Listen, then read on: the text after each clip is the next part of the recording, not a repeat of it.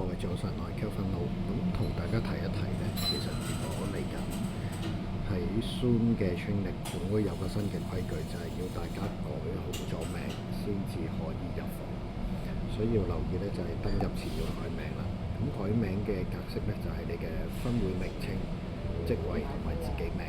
咁譬如話我做例子啦，咁個名就會係 Nexus EC Kelvin Lo，就係咁簡單啦。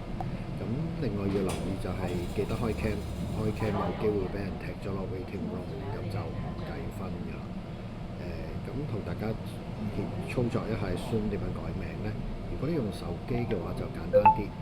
當你登入咗手機喺呢個名嗰度，然後撳翻你嘅 My Profile， 咁喺呢度你係可以修改你嘅 Display Name 嘅顯示名稱。咁喺呢度就改翻啱頭先嗰個格式啦。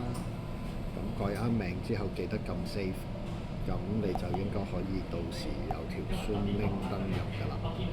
咁有咩問題就到時再喺群組嗰度問大家啦。唔該晒各位。